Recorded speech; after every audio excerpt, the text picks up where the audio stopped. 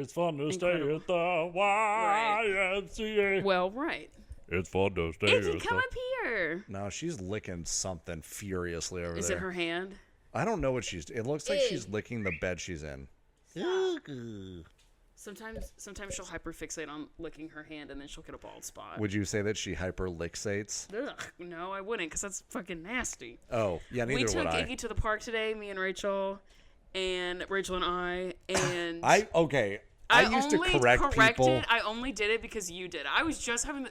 I can't even get into What do you mean this because with I you. did? Because I you didn't. were going to. I I was sense not it. going to. I could sense it. I was thought it in having my a head. conversation with my sister yesterday about what it's like to hang out with an older sibling, and it's that. It's, let me correct myself because I know the older sibling in the room is going to tell wasn't me going I'm wrong. to. But you were thinking it. I did think it, Yeah, yes. see, no. Well, because I know it's Intolerable. correct, but No. there's bigger fish to fry. No, there are intolerable. bigger fish to fry. Annoying as fuck. Rachel and I took Iggy to the park today, and if you ask Iggy, she was within inches of her life. It was not hot. The sun was not shining directly beautiful. on her. It's beautiful outside. We went a little bit earlier, like in the afternoon, like we left like right around noon. It was so nice. And Iggy was like, by the time it was over, thought she was gonna have a heart attack. She's totally fine, but she's acting kind of strange because she's really tired. Egg, you don't want to come sit up here? It's like, no, I want to sniff the floor. She has things to figure out, Just, you know what I mean? oh, you know what's actually super bad news? Maybe the worst news you've ever heard in your life. We have to cut Iggy's nails after this. What do you mean we? You have to be involved like you were Why last time. do you because she mean has a we? full acrylic set on. And she looks stylish as hell. No, she does not. Her nails are grown out, and she needs to get them shits trimmed. She is click-clacking a lot. And we have to do it while you're here because you're the only one who can hold her down with no moral regrets. So, I have so many moral regrets. no, I don't think that's true. I feel very passionately about Iggy having long, delicious, delicious. Where delightful the hell did that come nails. from? I don't know. Well, I'll tell you where, because as I was saying that, she started licking the floor. And so in my mind, I was like, oh, she's eating something. Hey, come sit up here. Here you go. She doesn't have the energy. Oh, yeah.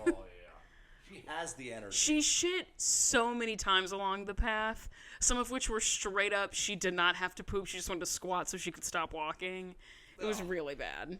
She was being very dramatic at the park. Very dramatic. Lay down. Lay down. You used to be so docile on the podcast, and now you're Dog-sile. a fucking freakoid. Okay, she's a good girl, Egg. She's so nice. Easy peasy. Hell yeah. Anyway, are you ready to get started? You bet.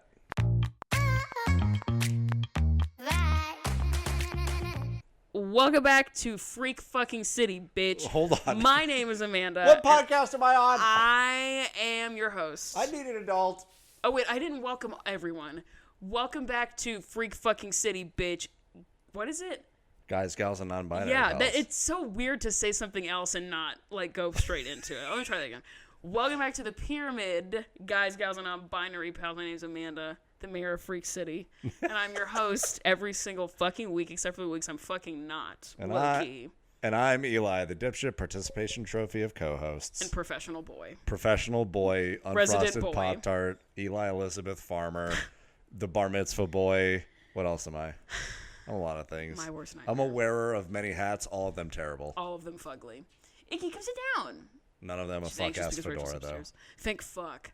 Are you going to talk about your pyramid of life? Yeah, oh shit. E-baby, what you got? No, not E-baby. What's on the bottom of your pyramid, bruh? The bottom of my pyramid is the game Little Nightmares 3. Damn. It just You've been came- beefing with the video games recently. Yeah, I get Hey, well, come sit down. So the funny, so I love these little that game I played last week that I talked about called Dark DARQ is very Little Nightmares-esque. The first two Little Nightmares games are high class. Those are very, very good games. And so this has been Little Nightmares 3 has been very eagerly anticipated and everything. And it came out on Friday. I played it with some of my friends on Saturday, and it just wasn't at all Ew. what the first two were. The I hate reason that there was so much anticipation is because the first two were so fucking good, and it's a $60 game.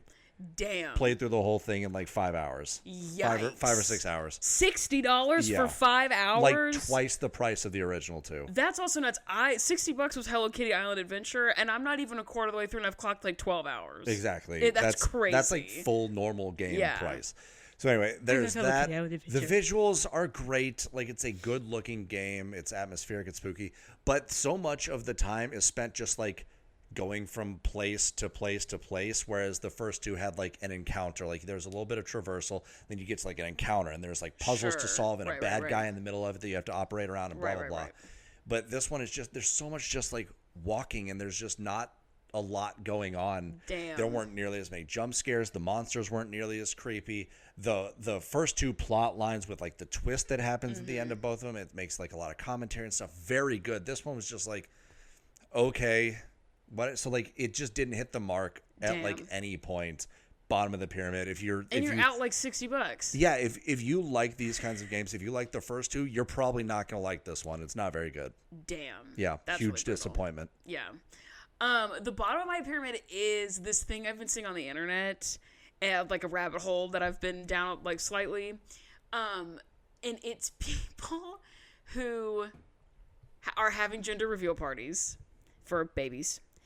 And just in case anybody didn't know what that was. They're like 35. For baby.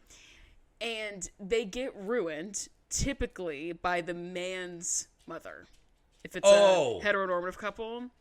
So like, my mother-in-law ruined our gender reveal. I've been falling down that rabbit hole. And the way that these women are like ruining what is supposed to be a very special day for this couple is crazy. Like, seeing, and like, really, I don't fuck with pranks. Me in general, either. I don't like them either. I really don't fuck with pranks. That's funny because I do think you're kind of a joke. Sorry, that's not No, true. I just had to say it. As Sorry. the joke. I'm not I'm a 35-year-old prank, actually. This whole long personality con. I've built up for the last 7 years A I've known you, all a prank. A joke. Yeah, this is just a prank. No, I really don't fuck with pranks when it's like, when they take place during a special time. Yeah. It's like a wedding reception, Certainly smashing cake in your new wife's face. That pisses me off. Oh my God. And it also pisses me off. I don't see it as often. If we're talking about like heteronormative relationships, I don't see it as often that women are trying to do it to the men. Correct. I'm sure that happens. That would also piss me off.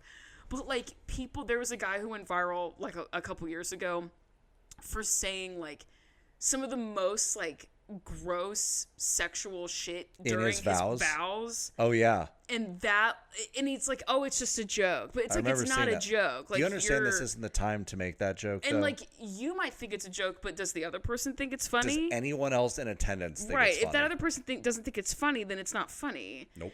And like, there was one that I saw specifically where this girl wanted her baby reveal. Not baby reveal. She's having a baby. Here's a baby. The birth is the baby reveal. Her gender reveal. She wanted to have like a giant present and like a lid. And when you take the lid off the present, the color of the balloons that come out is the color. That's not what happened. Oh. Because the way that his mom wanted to do it was that when she lifted the lid up, there would be like an outfit hanging from the lid. Right. Like a dress or a whatever. Okay. And she picks up the lid, and you can like see this woman die inside in her eyes. You know, like the woman Mother who's to having be. the baby, yeah.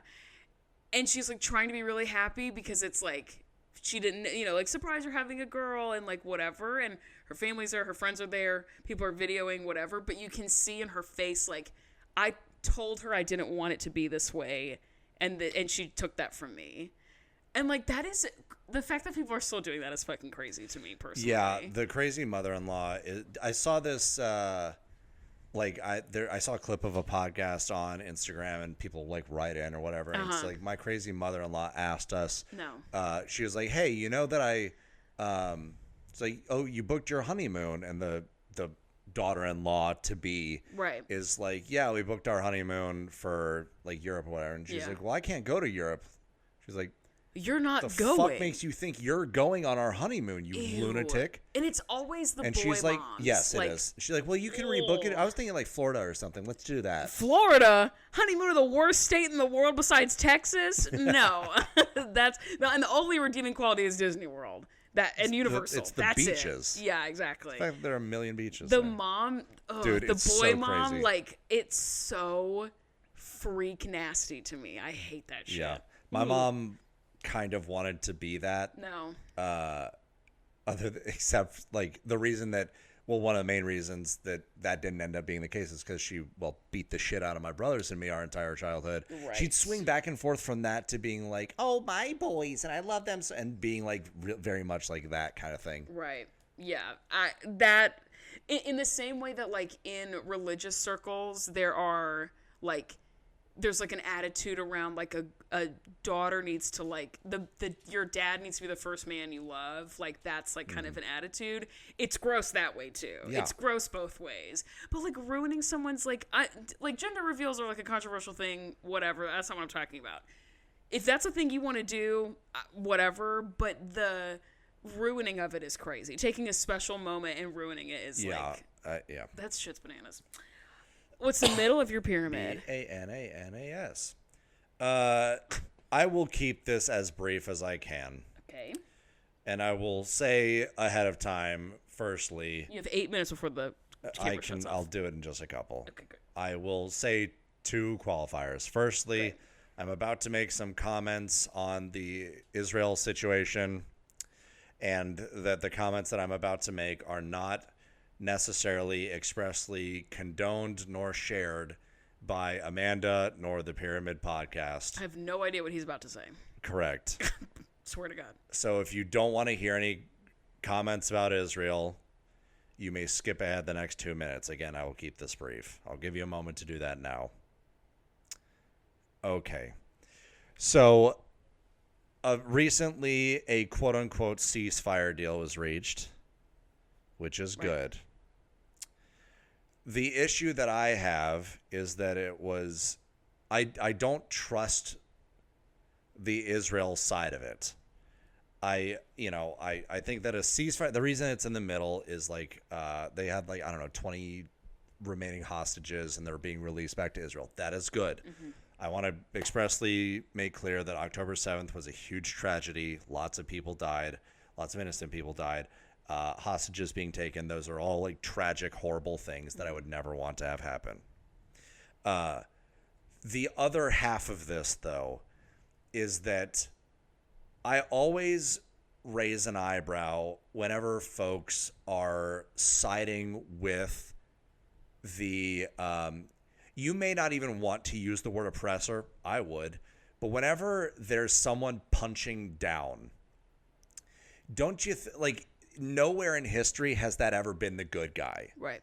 So when Palestine exists and you've got, the million or whatever people of Gaza, they don't have a formal military. They barely even have like their own homes and stuff. They're, it's a very poor country and they're doing their best just to literally survive. And Israel and their claim to that territory, that land, being like, we're God's chosen people. I want it also on the record. People, this is well documented. I am a Jewish person. My mother's side of the family is Jewish. I had a bar mitzvah.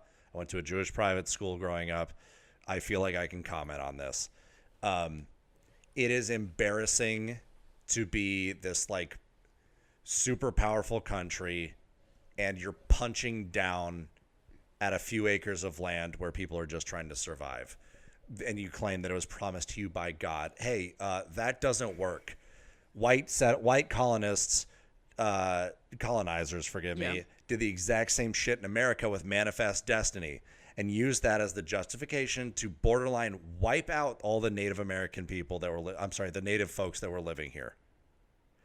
It doesn't track. So when you're like, this land is our land promised to us by God, already don't care. Don't believe you. That's not real. You're making that up.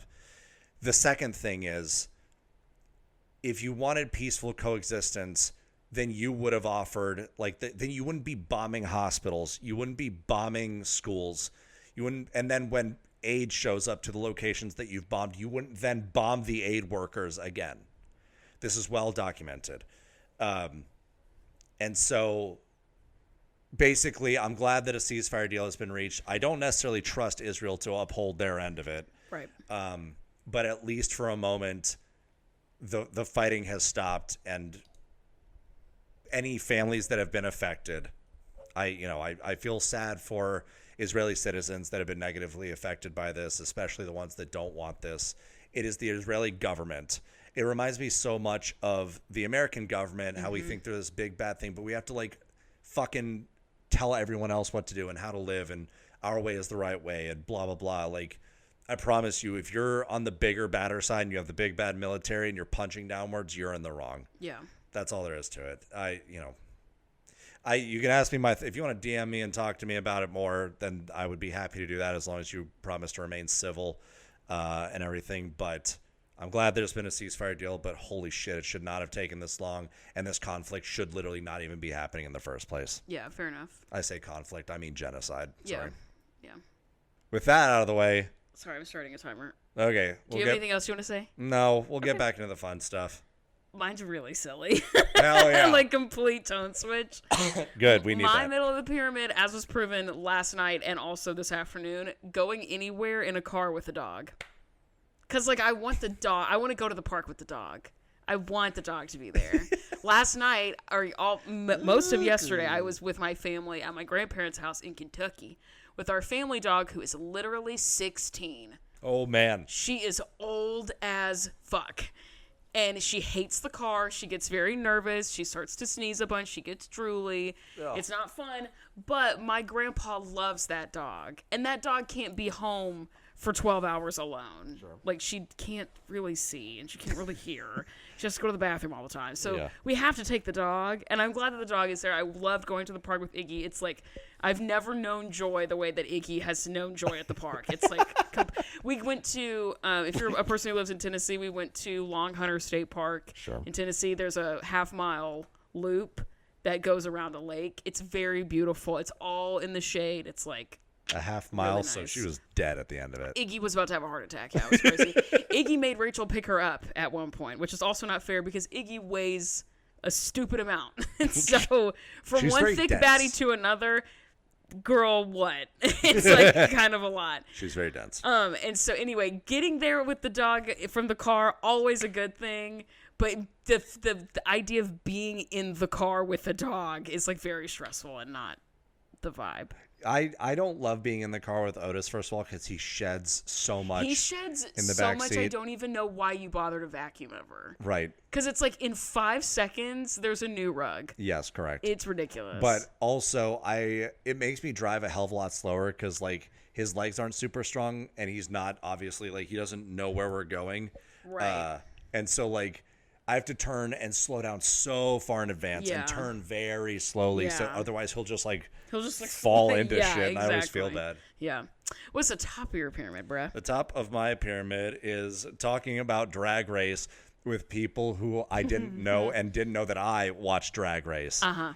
This happened to me yesterday, and I forget what was happening, but I mentioned something about maybe Trixie Mattel. I don't remember what was happening or whatever. And my roommate Edward and his girlfriend apparently have watched a couple seasons of it. And I was like, guys, we have to talk about it. And if you start watching Drag Race with somebody who's not me, I'll kill you. I'm not watching I know Drag where you Race. live. I would love to watch the light leave your eyes. If you were to start watching Drag Race with anyone who's not me, I will kill you where you stand. Someday I hope to be able to say a sentence without fearing for my life. That day's not today. Not MF. today, though. Not that today. 20% of real actual hatred for men just became 21%. No. Hypothetically, I'm already upset about something you didn't even do. I'm hypothetically upset. This has been... I'm not going to say that. That's crazy. I'm not going to watch Drag Race with anyone else. Fuck yourself. Whatever. I'm not going to watch it with anyone else. We're fighting. Oh, my God. Iggy, go attack your aunt. No. Her second mother, homophobic. Go get her. Her second mother. No, it's not. Whatever. Anyway, it just brings me a lot of joy because, like, it is a thing I've recently gotten into. Yeah.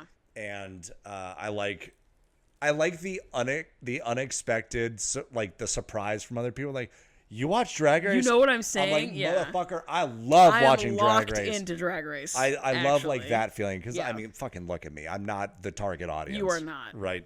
But I love that show just the same. I fucking knew you would. Straight men love Drag Race because Hell it's yeah. performance art. So any sort of, like, artsy fartsy inclination you have, you're probably going to be interested. And it's competition. Yeah. It's interpersonal espionage. It's like, who said what, and if you're watching All Stars, who's gonna vote off who because I was in an alliance with this person. It's very, very straight man coded, but it presents in the world like some gay stuff. Well, I also like that, like, a lot of the time they like support each other, and it's really heartfelt and nice. That's the part I like. I don't like the espionage part. One of these days, one of the seasons that we're gonna watch is canonically, like, in the family of seasons, what people refer to as RuPaul's best friend race, because nobody gets mad. They all support each other. They all love each other. It's like semi-recently. Oh, okay. We're going to watch RuPaul's best friend race that season, and you're going to love it. Cool. Is that it for the top? I didn't even Tell me about your top. Mine is also media. Abbott Elementary is back. Thank fuck. The end of season 4, I'll See You in Hell. It's a monologue about how great it is to be a teacher and what it means to see kids grow and develop. On my couch, with that couch right there, sobbing. And also there's a cold open. That's the funniest cold open I think of any show I've ever seen ever, where Mr. Eddie, Gregory, Tyler James Williams, a really thin black guy. Who eventually, spoiler alert, eventually starts to date Janine. Obviously. Quinta Brunson. Brother, like, the first 8 seconds that he was on the show, I'm like, they're getting together. Ugh. Anyway, there's an episode where he, like, the cold open at the very beginning, he's like, Miss So-and-so, the music teacher, is out sick, so I'm going to be teaching music in my class today. And he teaches, like, 2nd or 3rd grade. Cool. And he writes the word oldies on the board, and he goes, all right, kids, today we're going to make a playlist of oldies music. So what you got? Let me hear some of your favorite oldies. Kid, hands straight in the air, and he's like, yes. And he's like, In the Club, 50 Cent. No. And he goes, that song is not an oldie, and you should not be listening to that. Yeah. And then, so one of the kids is like, what about A Millie by Lil Wayne? And he goes, that song's not old. It came out in 2005. And the kid goes, I was born in 2018. And then another kid goes, Mr. Eddie, what were iPods like? And he goes, we're going to play Hot Cross Buns on the recorder. And gets the recorder and starts passing them out, and then the theme song plays. So fucking funny. I've been thinking about it so much. It's so, that is not an oldie, and you should not be listening to that. Nope. And also a book that I'm reading for book club that is my favorite book of all time, because that's kind of the gimmick of the book club, the other book club I'm in now, where we're all reading everyone's favorite books. Yeah. My favorite book is a book called The Night Circus by Aaron Morgenstern, and I was listening to the audiobook it's read by Jim Dale, who's the guy who did all of the audiobooks for Harry Potter, all the books on tape. Nice. And so he's like got that vibe. And the opening line of the book is the circus arrives without warning. Heard him say it, started tearing up. I was like, fuck, man, I love this book so bad. It is such a good book. If you're a urban fantasy girly, get you The Night Circus by Aaron Morgenstern. It's the best book ever. The end. You ready to talk about the content of this episode? You bet your You bottom ready to dollar get into it, yeah? Yeah. Okay. Actually, before we do that, we have emails. Sorry, I forgot. No, you established last week that emails are part of the content of the episode. Yes, they're tangentially related. I don't necessarily feel the same, but I love that you do. Thank you. This is from a listener whose name I'm not going to say because I don't know if I can. But the subject line is so many problematic people, so little time. Real. Damn. This person says, hey, Amanda and co-host. Hope you're both doing well. I wanted to send you all a very important but unfortunate detail about the Todrick thing. So remember last week, they, like, all the kids, like, or not all the kids, actually, that's kind of the point, is that it wasn't all the kids. Kendall and Maddie and Mackenzie went to hang out at Todrick Hall's house. Yes. Guess who else was there? RuPaul. No, a woman named Colleen Ballinger, also known as Miranda Sings. You would know who she was if I pulled up a picture of her.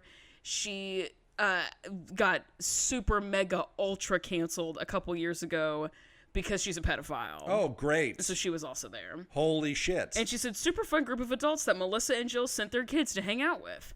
Also, you mentioned that you got a DM about a drag queen who has SA allegations. I'm going to break your heart, Mr. Farmer. Okay. It was this person sent in that email, this person who's emailing, sent in the DM. The other drag queen who's faced those kinds of allegations is Shangela.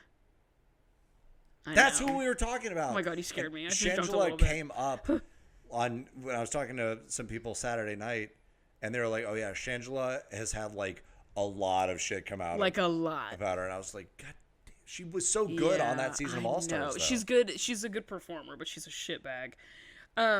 And then she says, speaking of the Alyssa Edwards and Sharon Needles Halloween video is in fact iconic.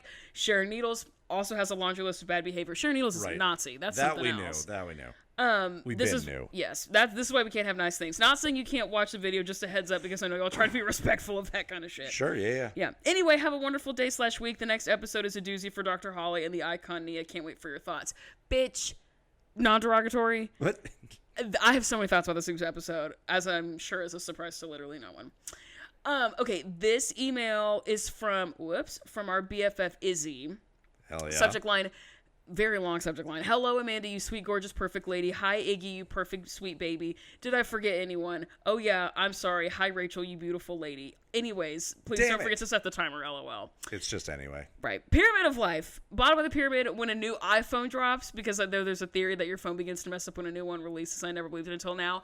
Yep. I don't know about that, but I have wanted to buy a new phone so bad, and I'm choosing to not to because there's no reason for me to. The one I have is paid off. Why would I do that?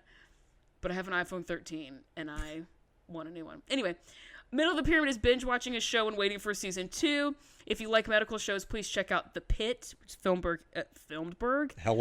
here in Pittsburgh, and it's amazing. Filmberg, hardly know Berg. Top of the pyramid is volleyball season. I'm so into college volleyball, and both of my teams are rocking and rolling. Go Pitt and go Texas. Song of the week is Crazier by Taylor Swift. Went to a wedding and the bridesmaids came into the wedding with this song, but slowed down and I almost cried. Don't worry about almost crying. I cry all the time. I'm pro crying. It brought back so many memories. So with them going back to Pittsburgh, the girlies. The Filmberg.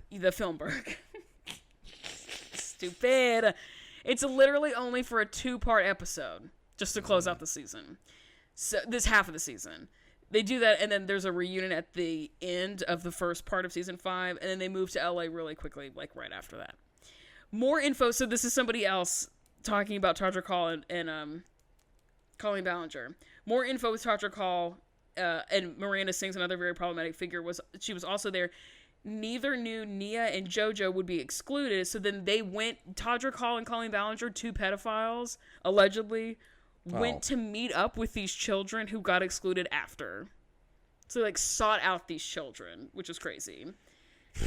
This is how I believe the JoJo and Miranda Sings friendship, quote-unquote, came about, and I use that word very loosely. Yeah. This episode you'll be talking about this current week happens to have one of my favorite Dr. Holly quotes and lines in the show in general. That's my TED Talk. P.S. Guy whose name I still keep forgetting. I'm wishing that lingering feeling of you having to sneeze and you can't over and over again. Blue balled by your nose. Blue balled by your nose is crazy. An email from someone that you know in real life. True, and it's not me. And I don't know this person. It's just a roast. You're like, it's from Iggy. Amanda? Yeah. Iggy's like, here are my thoughts. I have none. Subject line is recent listener, will be longtime fan. Love that energy. This person says, Dear Pyramid Podcast, this is a message from a recent listener, but consider me a longtime fan already in the works. I just started watching Dance Moms from season 1 and decided to listen along with your podcast with perfect combo. I recently entered my true corporate girly era after a big move to Boston, and when the laughs and giggles are nowhere to be found in my office, I know I can put in my headphones, turn on your show, and feel like a pseudo-normal human being again. Life is really full of plot twists Abby Lee could never even choreograph, one of which is that Eli, who has known me since before I was born, is a co-host of a podcast. I'm only on season 3, so no spoilers. I'm telling everyone who will listen about this shocking development. Amanda, I am manifesting a real-life meeting with you because you are hilarious, and frankly, I would love to be your friend. Girl, we're already friends. You don't have to worry about that. I have a guess as to who it is. Okay. Thank you both for making me laugh, for being my office friends when I can't find any, and for the hard work you put into bringing this piece of art into the world. I don't know if I would call this art, but you're welcome. I can't wait for more episodes, more Pyramids of Life, and more reminders that felonious Abby Lee Miller screaming at children on a TV show was somehow allowed. Bottom of the pyramid at work, top of the pyramid in your hearts. This person's name. Do you want to guess who this person is, or me to tell you? Laura. Yes. Yeah. It is, in fact. Okay, and then we're going to speed run Tony's email. Hey, I know a Higgy email when I see one. Hell fucking yeah, dude. Hell fucking yeah.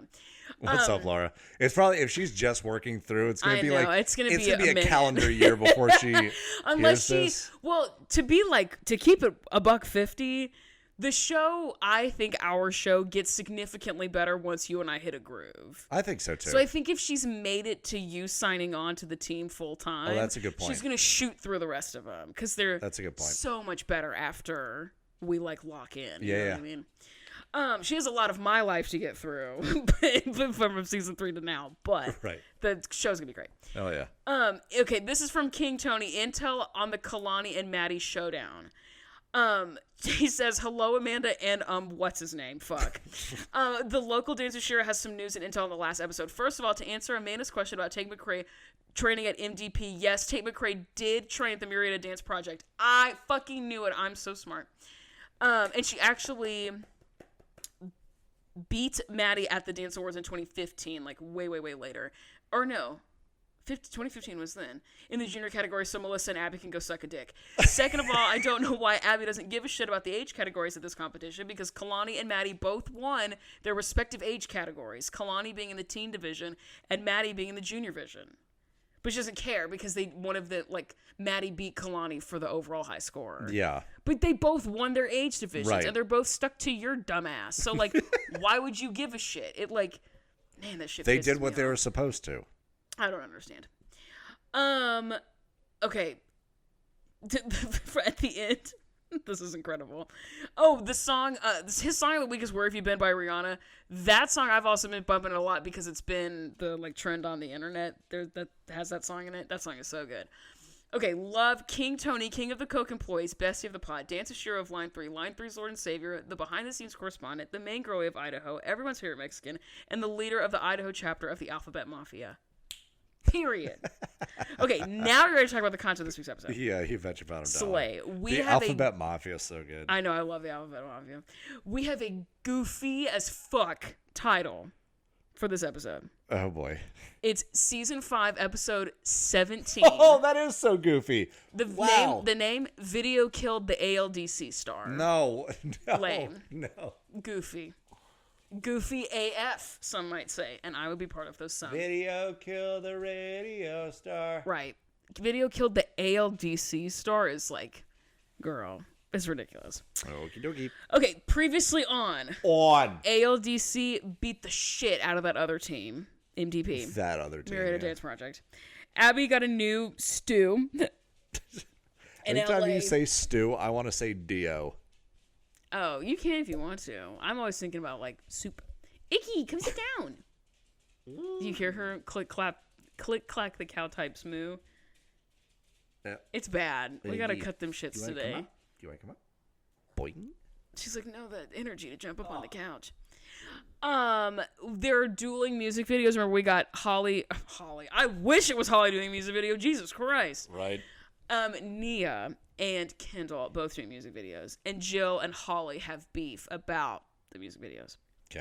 Okay, I have to pee so bad. How much time do I have left? Fuck it, I'm gonna stop it right now. I have to pee so bad. Hang on 1 second. Okay, sorry about that, team. I had to pee so bad. I couldn't hold it. It was a fat piss. It's I had to take a fat piss. It was really, really bad. It's a crazy combination of words. Take a fat piss. Okay. Okay, this week. What? I opened my phone and saw I had 33 unread texts. I'm not getting to that right now. That is so who I know you to be. Do you want to know what's happening though? I've got one text from Sam. I've got one text from another person. Sure. And then the other 31 are all in a group text. Yeah. Where currently Colin and Jacob are arguing about whether fighting. because some commentators will use trickeration when referring to a trick play, and that feels like not a real word. Trickery is the word that most people would use, but announcers are starting using trickeration, and Jacob's that's not a word, and Colin's according to what Merriam-Webster, it literally is. And he brought up the article, so the girls are fighting. They're just going back and forth. Fighting. Every time someone says commentator, I cannot help but think about a common potato. Yeah. I always think about commentator. Not to be confused with the special tater. Or a rare tater. Right. Very different. Okay. We have to talk about Dance Moms, unfortunately. Oh. Okay, this week, as soon as the episode starts, we're on set for Kendall K's music vid. Kendall immediately. K. That's her that. stage name. Love that. Immediately we're seeing this. And it's in this airplane hangar helicopter thingy. Like a helicopter? No, hangar barely nowhere. No, wait. One of those. Wait. That's actually kind of violent. I didn't like that. No, but yeah, a mad copter, a helicopter. A helicopter. And oh my God. Did I tell you about going to the birthday helicopter with my brother-in-law? Yes. Fuck it, birthday helicopter. We say that the three of us say that to each other all the time because it started out as Pratik, my brother-in-law, being like, what if we got dinner for my birthday? And my brother-in-law is the most enthusiastic person about being alive I've ever met in my life. Yeah. He has to like take life like half of an orange and squeeze every last bit of joy out of it he possibly can. Like, he has to have the most amount of fun possible at any given moment. And so he called me on his birthday. We were talking like, happy birthday, chatting it up. And he was like, I think I just want to do something low-key for my birthday this year. I'm turning 37. Like, I just want it to be low-key. And I'm like, all right, okay. I like that that's how the conversation started. He's like, we could just do like a dinner downtown somewhere. I was like, oh yeah, let's just do that. Like, totally fine. Sounds great. Let me know. And he's like, okay, let me talk to Neela. I'll call you back. Calls me back 10 minutes later. Hey, so I booked us a reservation for a helicopter downtown. And he was like, is that cool? Would you want to do that? And I was like, fuck it, birthday helicopter.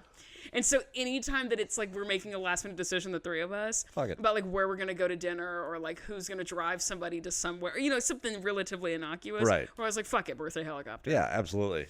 Anyway, completely unrelated to anything ever except helicopters, maybe.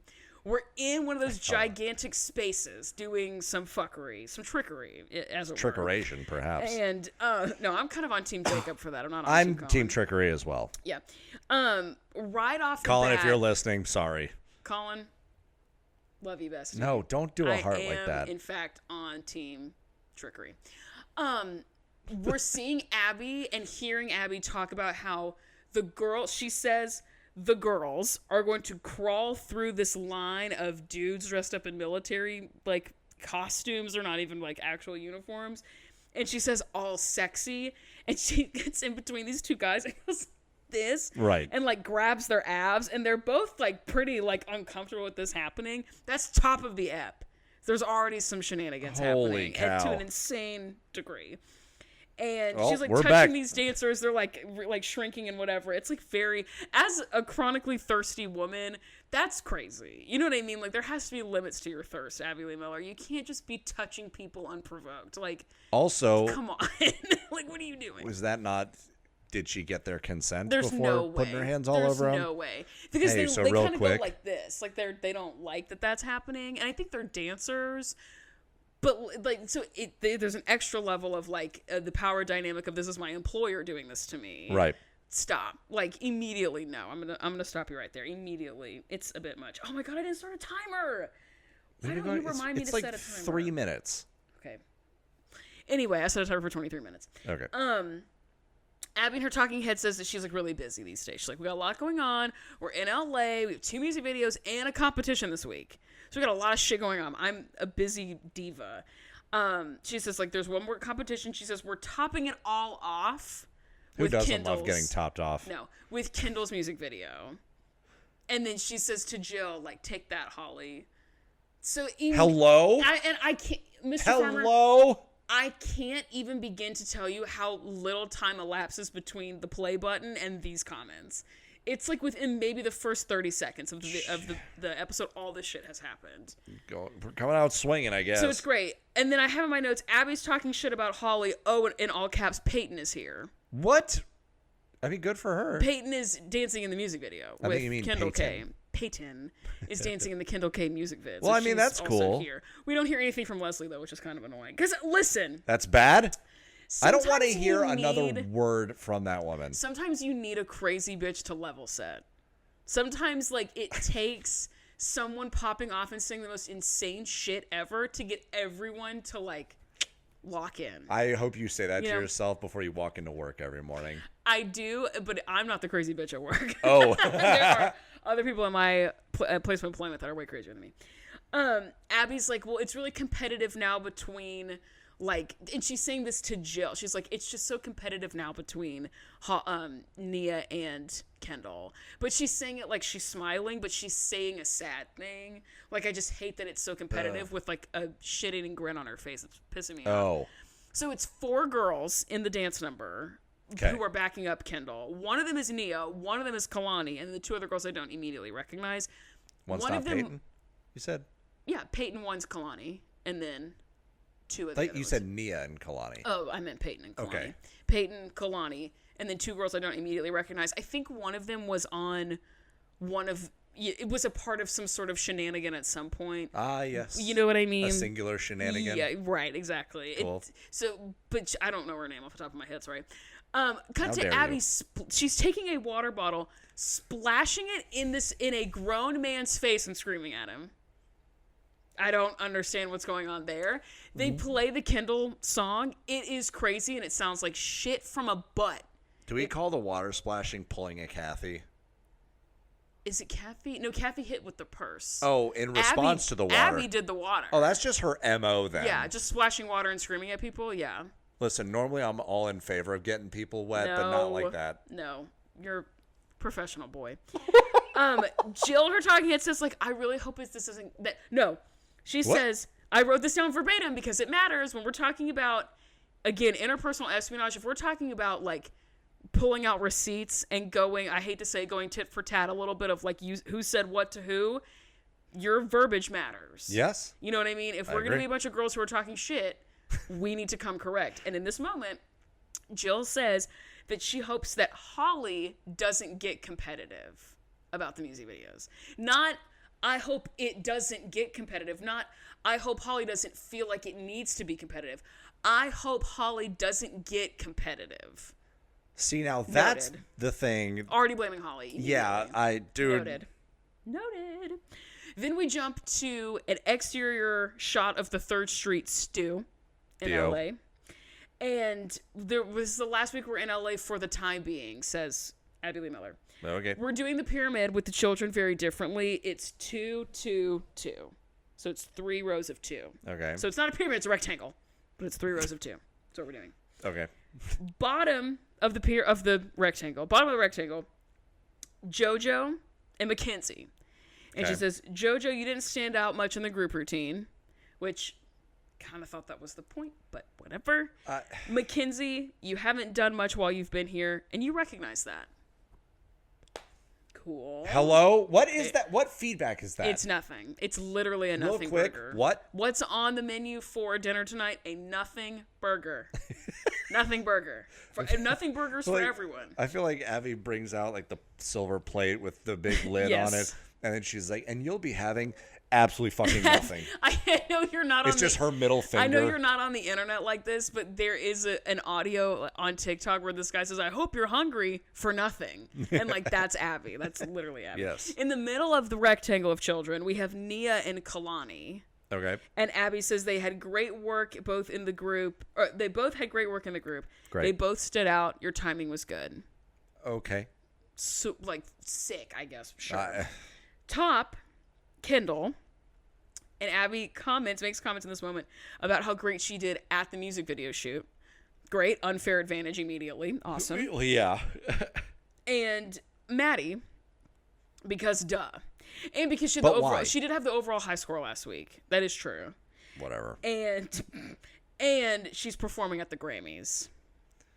Now, I want to talk about unfair advantages. Now, I will say she hasn't even performed yet. I know, but the fact that she got the opportunity, she is blessed and highly favored.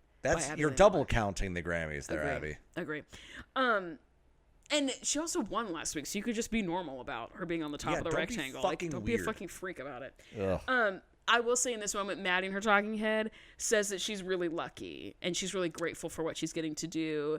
She's like, I really like working with Sia. I think, what I'm getting to do right now is really cool and I'm really grateful for it. That's awesome. The kids are not the issue here. Right. The kids are very rarely the problem in this show. I don't care what they say or do particularly. If they say something if they say something insane, then okay. But if they say something a little crazy, it's like, oh, you're 12. You'll learn. There are a couple of moments where the girls give some lip. That's awesome. Good. To Abby. Good. That's really nice. Stand up to tyrants. Literally retweet so fucking hard. Solos this week. Speaking of standing up to tyrants, everyone know what the 3.5% rule is? If you don't, please Google it. Nice. Do you want to elaborate or no? Nope. Don't need to. Solos this week. We have Kendall, which is a high energy jazz number that's called This Is Major. Get it? Oh, maybe you don't, because I don't think I explained it well. The I was like, did I miss no, something? I keep forgetting you're not watching the episodes. So Kendall's music video, the song is called Whereabout. It's the military theme. Yes, it's like I'm caught up now. In the airplane hangar, military Yeah. vibe, stolen valor, all that good shit. Stolen. That's what it is. Yeah. That's what you should have called That's the also, dance. I have to say, that's also not an original joke. I did steal that joke from Brittany Broski. She was talking, she had a couple years ago, she went through a phase where she was really attracted to Call of Duty cosplayers. Oh, And I remember you telling me would about joke that. about how Call of Duty cosplayers is stolen valor. So that's not my joke. So yeah, Kendall has a solo. Friend of the pod, Brittany Broski, I who's would definitely totally listening right probably now. black out right now. So she has number called This Is Major. Okay. JoJo also has a solo that's called Straighten Up. And Abby says, can you guess what you'll be wearing? You want to guess? Something gay. I don't think this thing's inherently gay. Because straight and... You're almost there. You said the first half of the article of clothing.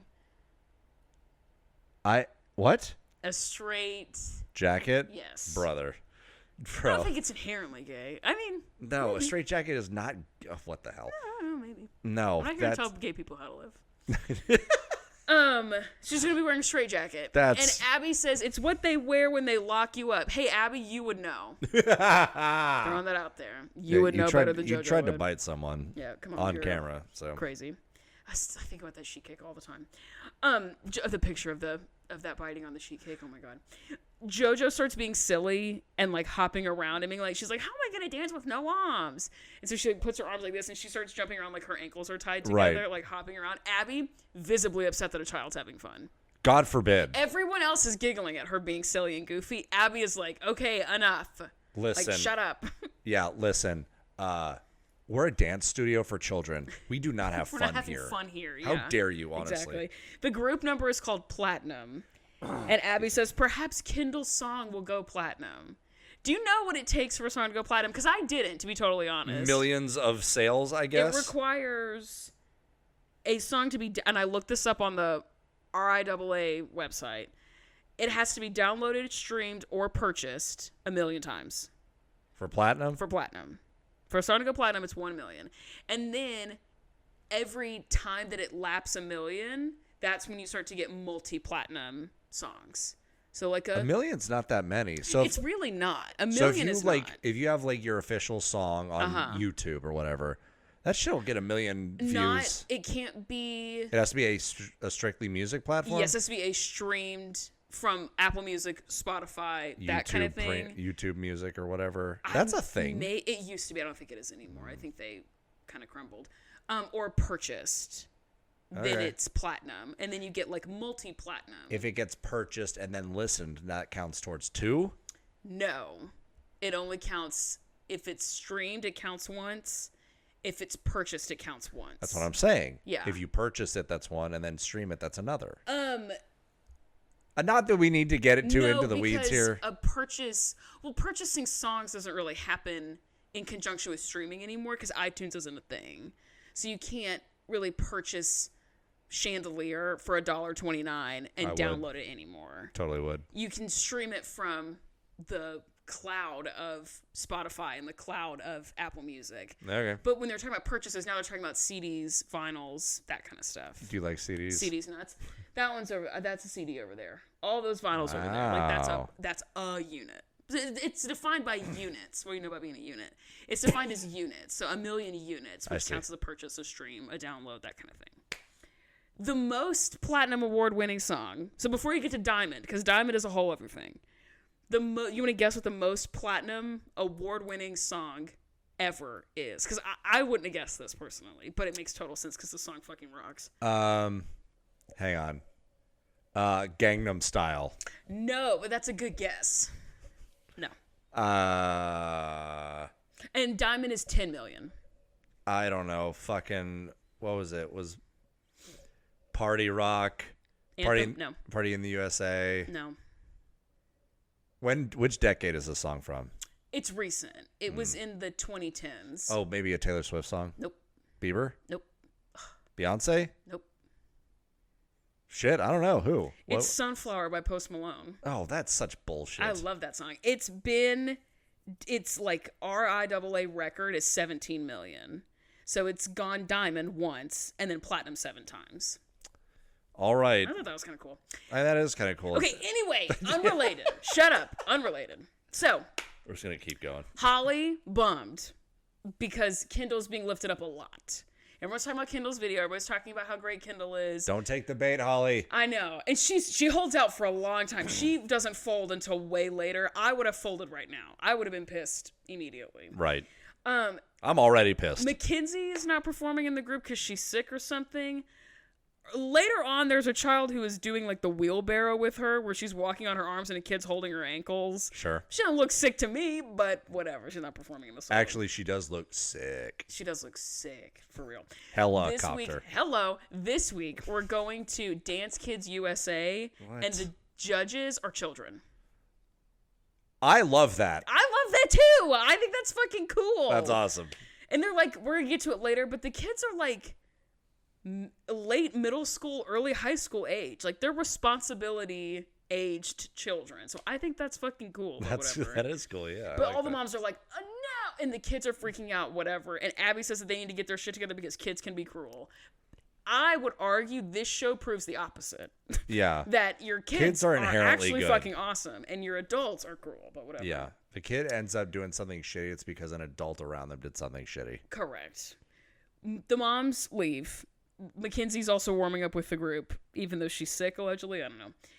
Who's to say? Holly sits next to Jill. Controversial. And then Abby is talking to the girls about platinum records and platinum numbers, and she asks Nia and Kendall if they know what it means for a song to go platinum, and they both say they don't know. And Nia says, we should know. I mean, but we don't.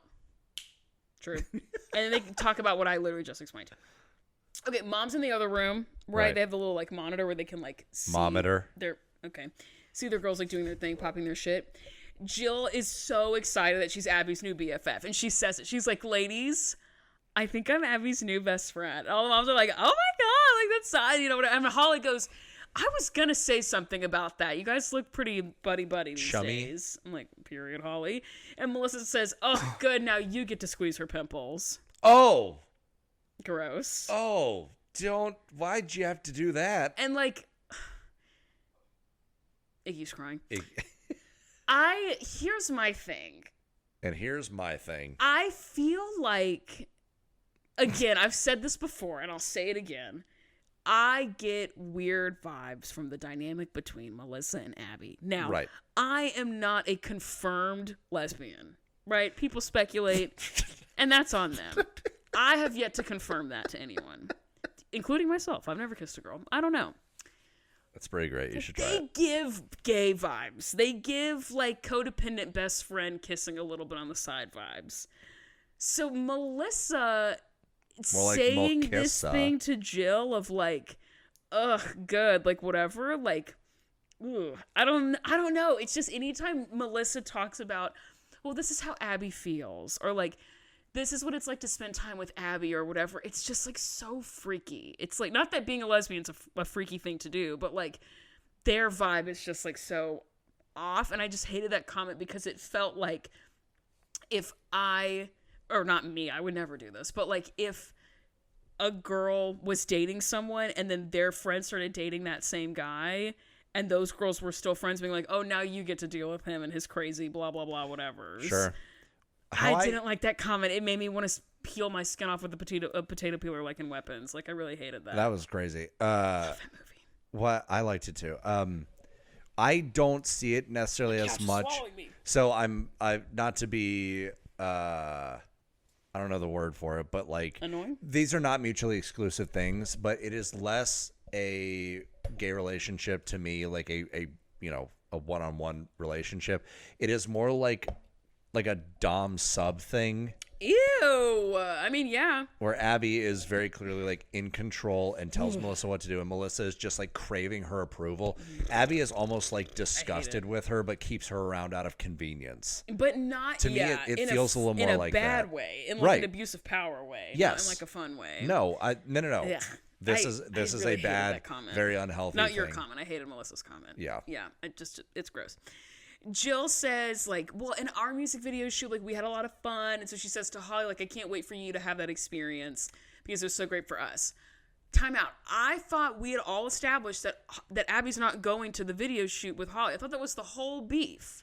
So why is Jill like, I can't wait for you to have that experience?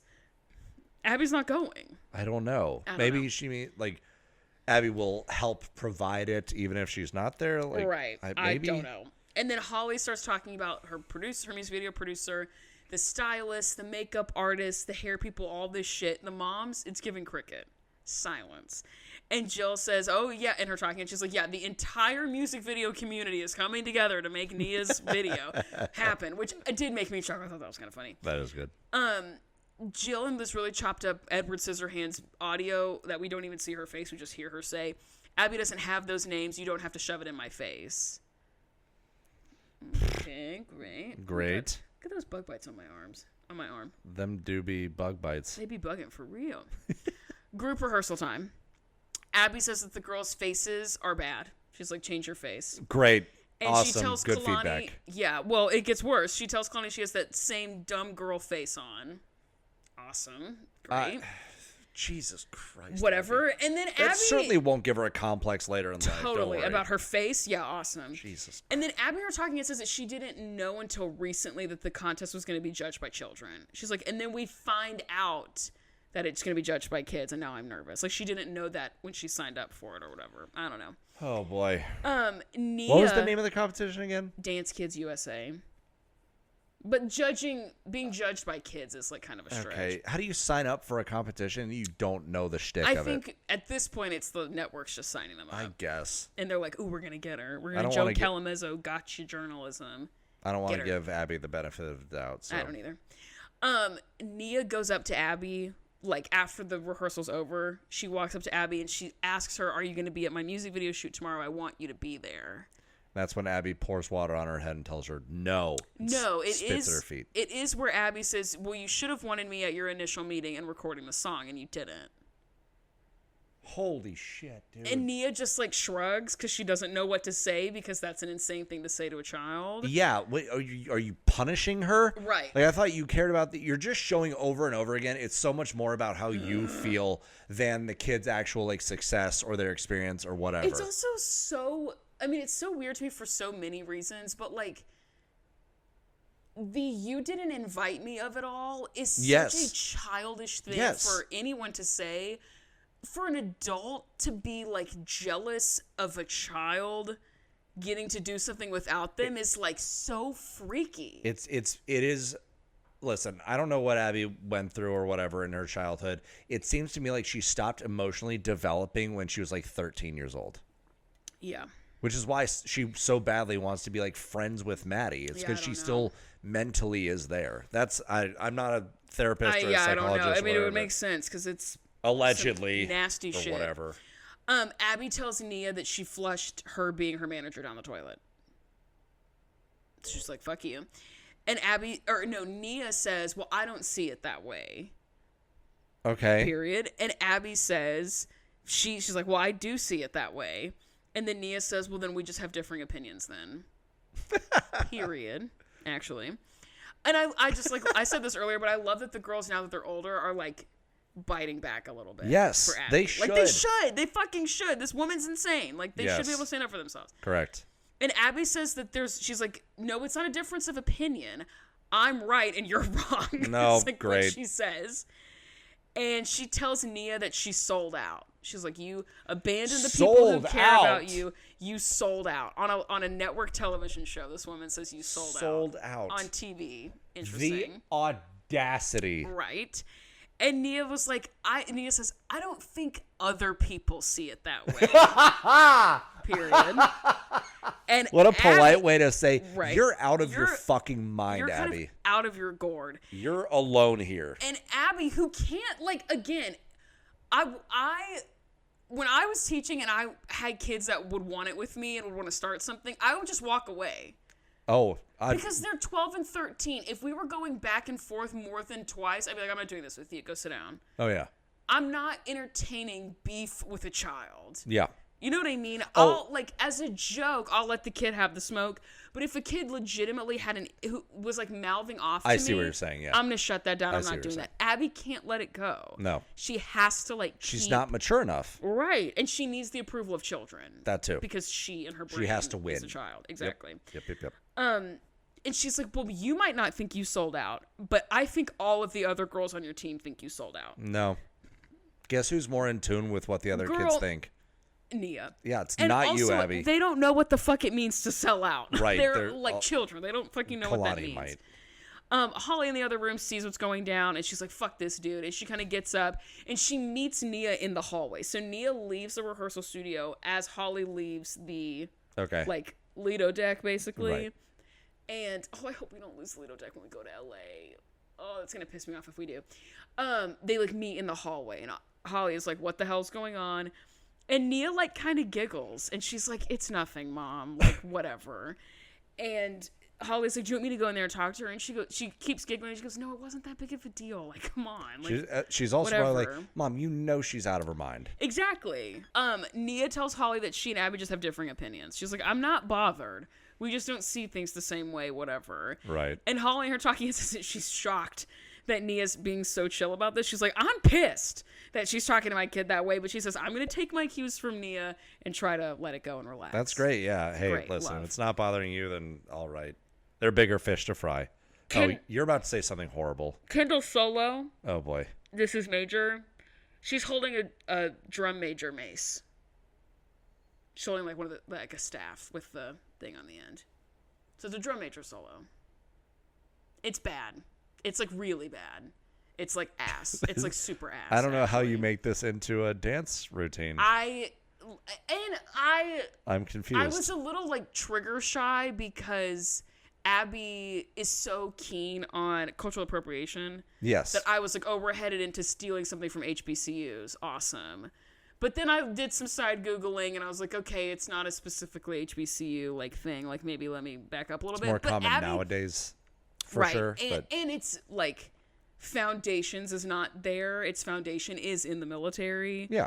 When you're leading these large groups of people. So I was like, let me back up. But Abby is so... Chickadee check yourself she before you wreck yourself. loves to steal things from groups that she doesn't belong to. It's easily one of her favorite. So ready to do it. It's one of her favorite things. Yeah.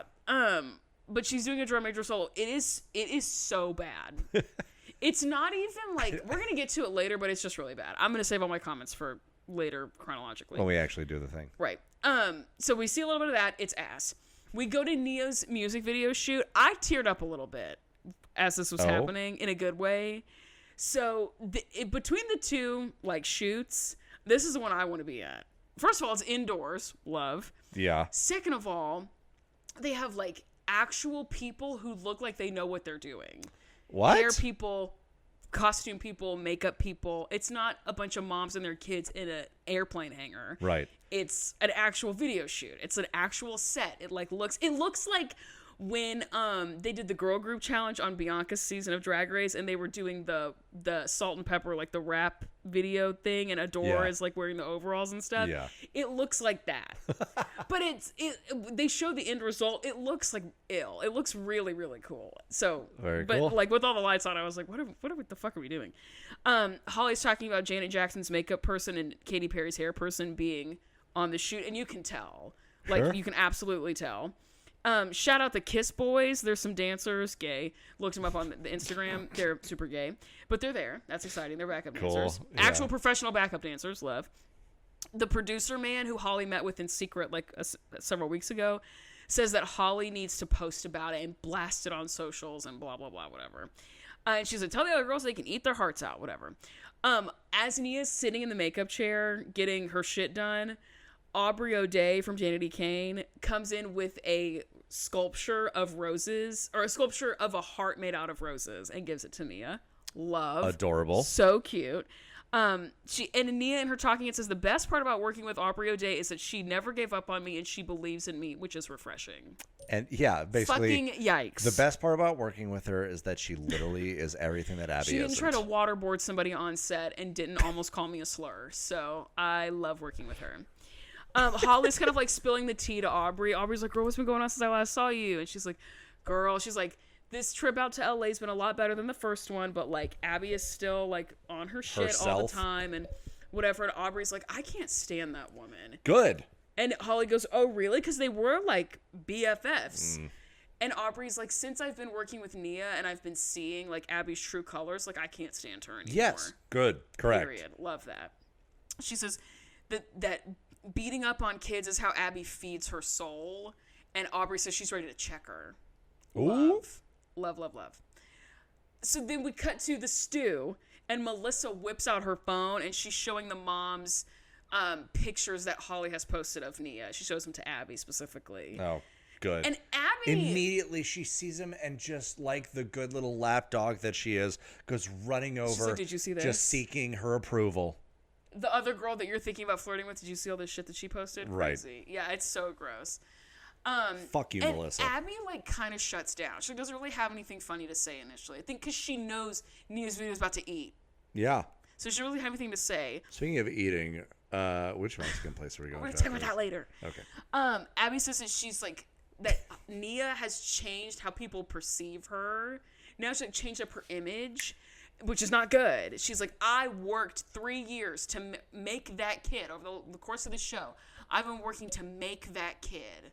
And she's changing the way people perceive her, and I don't like that at all. I would argue for the better. Yeah, you're a fucking moron, but whatever.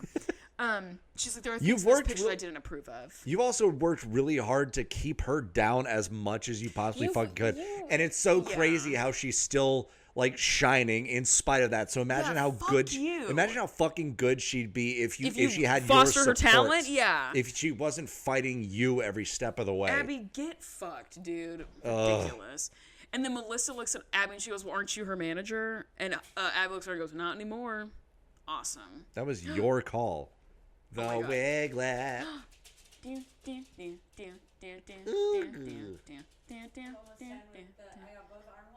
Hell yeah. Don't let Iggy trip on that wire. She knows. God, she's so coordinated. Nia in this video. True athlete. Truly. Nia in this video looks amazing. Hell yeah, dude. Full of confidence. Her hair looks great. Her makeup looks great. Her outfits are awesome. Let's go, dude. Like, she's got the Beyonce fan going. Like, she looks so good. I started tearing up. I was like, from that exact same perspective of like, this girl she's had literally everything set up against her for years. And she gets one tiny little chance to shine, and she's like the fucking sun. Like, it's incredible. Yep. And the producer's hyping her up. It's a very supportive environment, like, very exciting. Probably something she hasn't experienced once in this show for 5 years or however long it's been. It's crazy. Holly and her talking head says she's kind of nervous, and she's like, this video cost me my relationship with Abby, so it better be good. I don't think, listen, you haven't lost anything. Yeah, I think you're good, actually.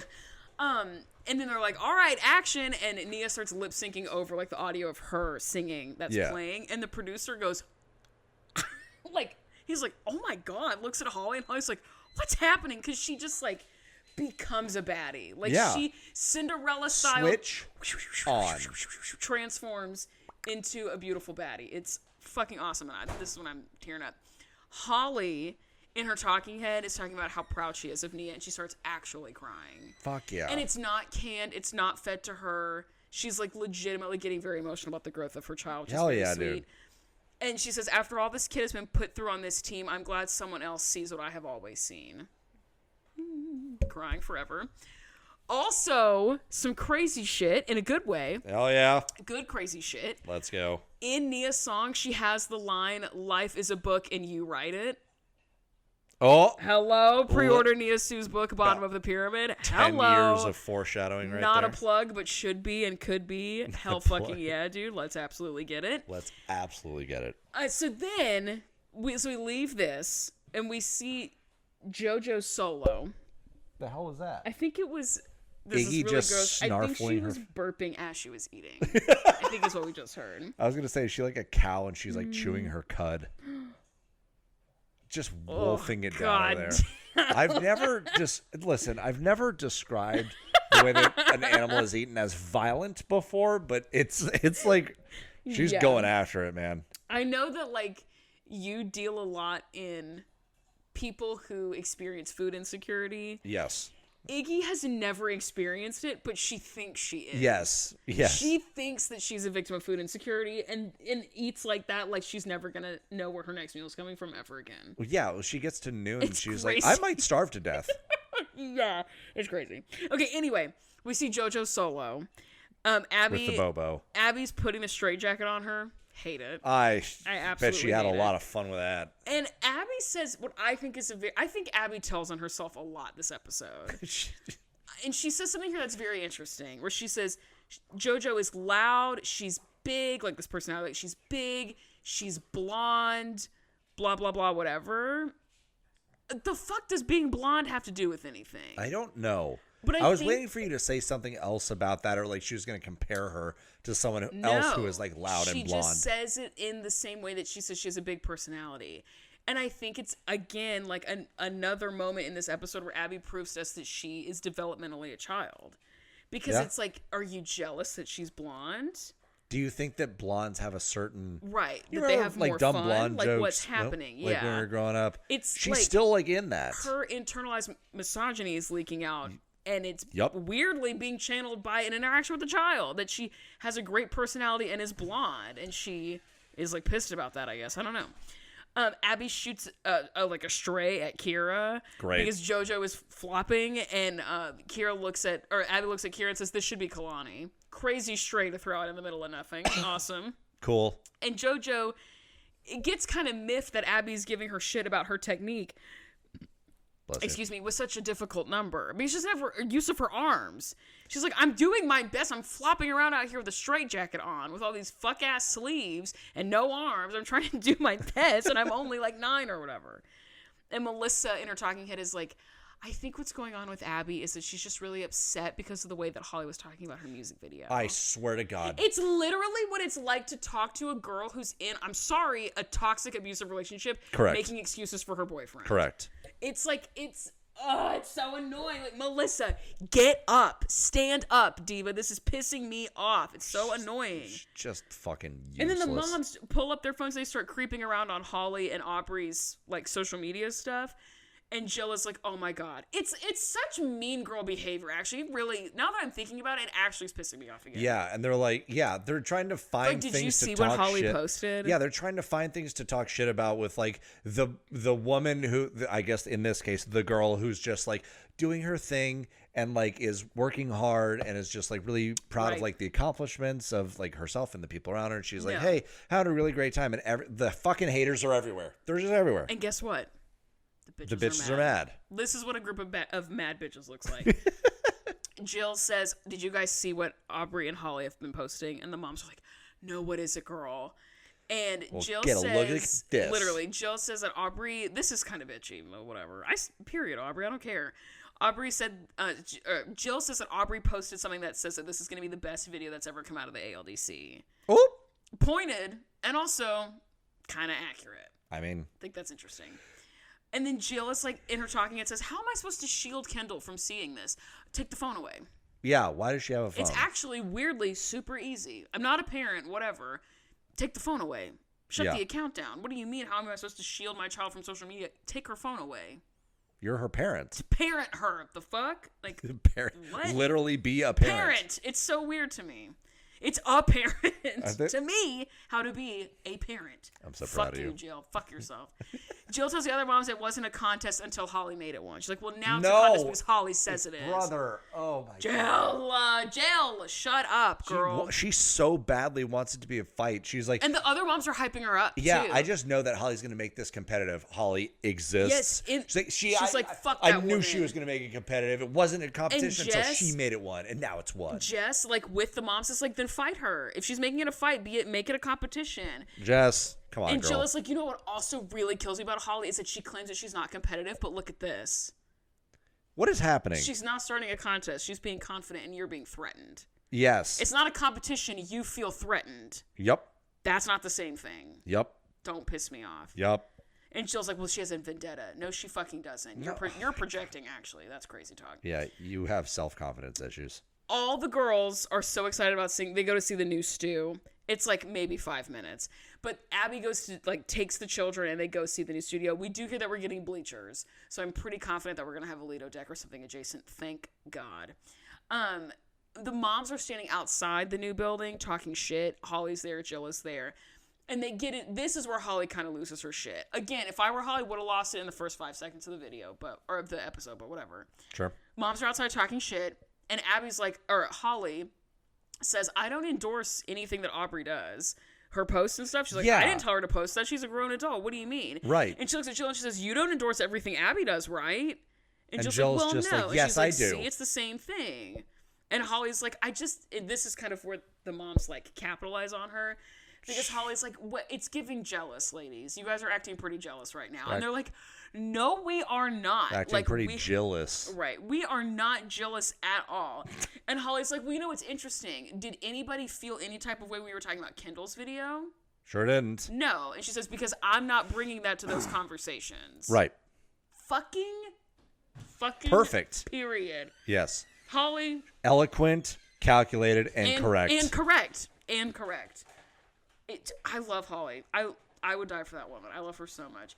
It's giving very much the episode of Drag Race. Rachel, you know what I'm talking about. And you do too, because you've seen this season. Where Alyssa Edwards is talking to Fifi O'Hara. And she goes, jealousy is a killer in this industry, babe. That is literally Holly in this moment. Jealousy is a killer in this industry. And Jill says that Holly posted what she did to make Kendall jealous. And Holly's like, no, I didn't. That's not true. Just making shit up. And Holly tells Jill that since Jill doesn't take ownership of Abby, she doesn't take ownership over Aubrey. Again, correct. Right. Abby appears in the middle of the nothing with crazy eyes, and she has this nervous tick that I've noticed about her. When she feels pressed or insecure, she will flare her nostrils and she'll lick her lips a lot. She did it when when we were in LA the first time and she like abandoned the group and then she just showed up and they all were like, where were you? She did it then.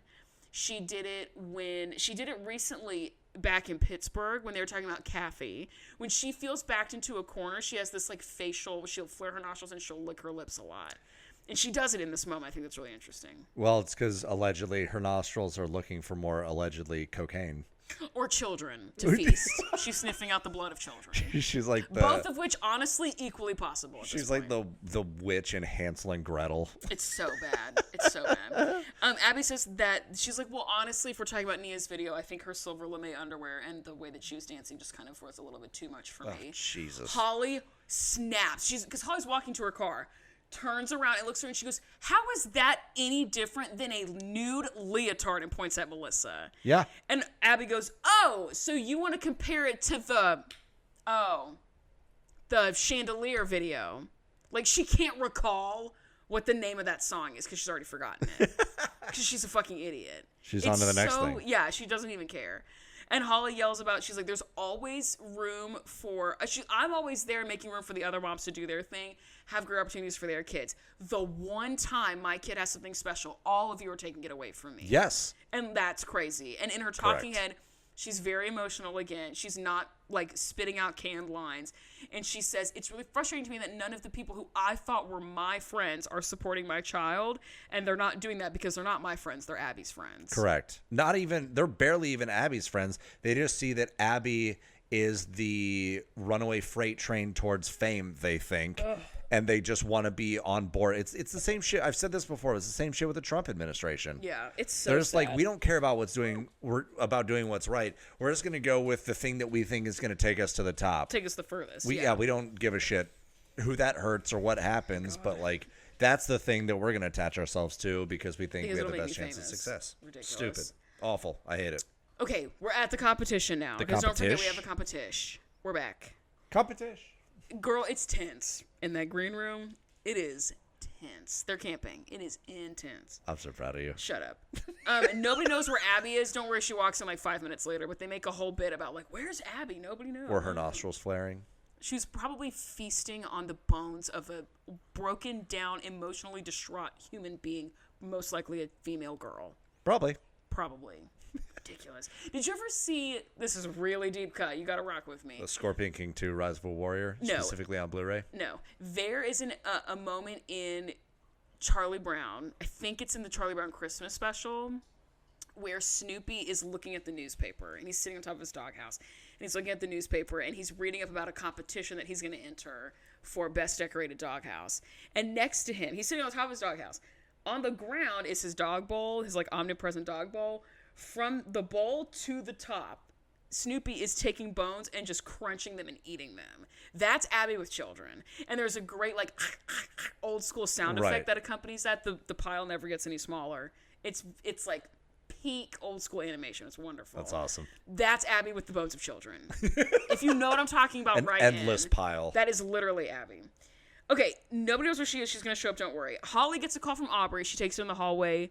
Aubrey's very nice to her. She's like, what's going on, girl? How you been? And she's like, oh, yesterday was hard. And Holly's like, don't listen to jealous women. Like, no. They're upset that they didn't get to have that exact same opportunity. That has nothing to do with you. Let them be jealous. Who cares? Correct.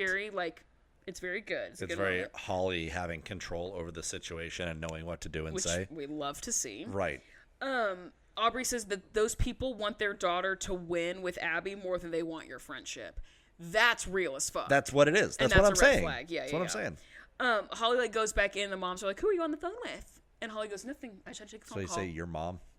Tell your mom I'll be there in 5 minutes. Yeah. Ridiculous. But Holly's like, "I just had to take a phone call," and she gives them nothing. Period. Holly, Good. Stay private. Keep it cute. Good. The girls are getting ready for their solos. Abby walks in like, "Oh my God, Abby's here! Thank fuck!" Like they thought she was like missing or something crazy. Cool.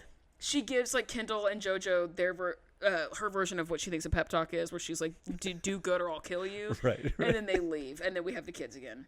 Right. The kids judging again. So JoJo goes first. Okay. The kid judges are probably like 13, 14. Okay. I can imagine they're 8th graders or freshmen in high school. Okay.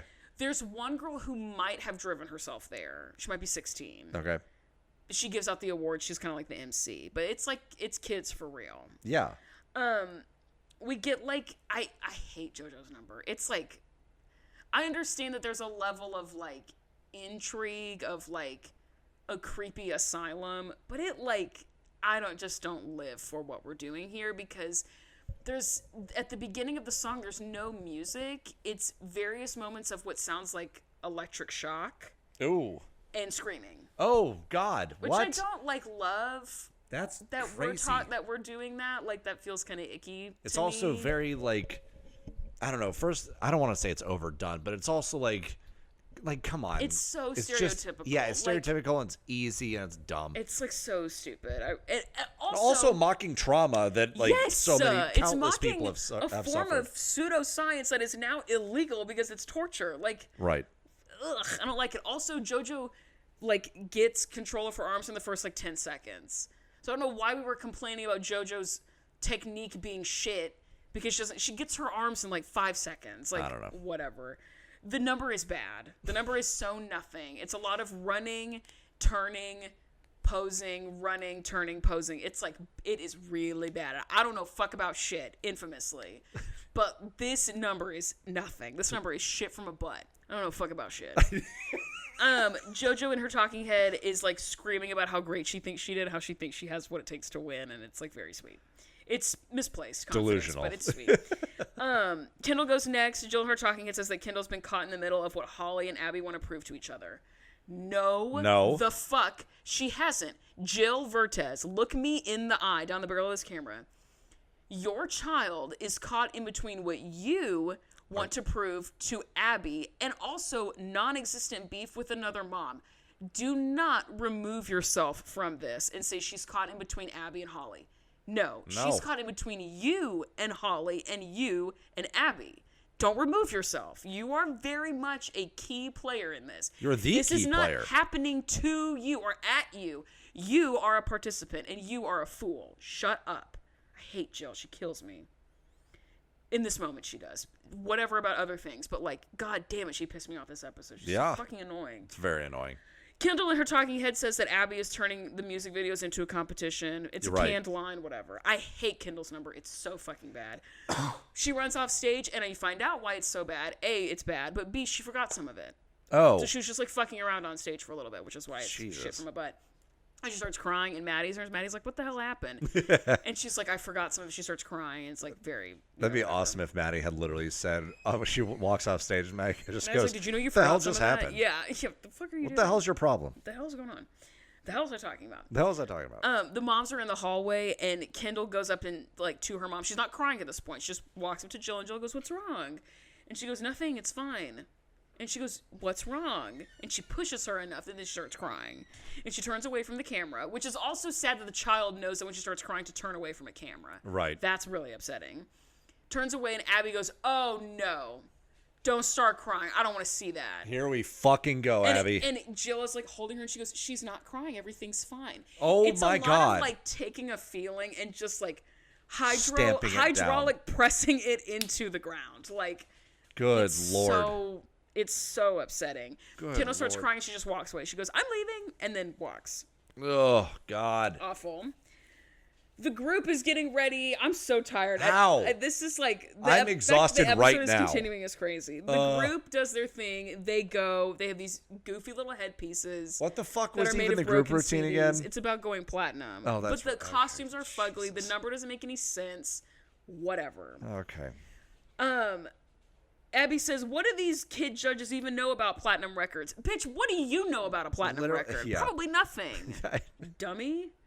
Okay, we get the awards announced by Awards. children. A child who probably drove herself there, so she's maybe the oldest. She's like the leader of the children. Pack. How many judges are there? So 3? 4? Okay. 4, I think. 3 or 4. I think it's 4. Kendall solo, 5th. Oh, JoJo solo didn't even place. God damn it. She got nothing. She Well, starts that's to not tear her up. fault, though. They announce first, and you can see the tears like prick up in JoJo's eyes. She starts getting a little emotional. The group somehow gets first. No. I don't understand how it is such a bad genreless pile of shit, but it somehow stumbles its way to the top. Those kids probably watch the show. Right. And they're all the ALDC moms and Abby were like nervous about it. I'm like, that works to your favor. These kids probably are watching live time. Everyone knows who you What are. the hell is wrong with you? Y'all are so dumb for that, for real. Making things into a competition or a fight or whatever when they don't need to be. The created adversity.